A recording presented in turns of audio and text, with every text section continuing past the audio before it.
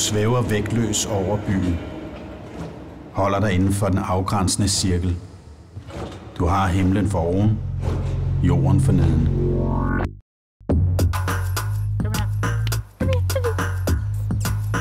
Forslaget er mindre stressende.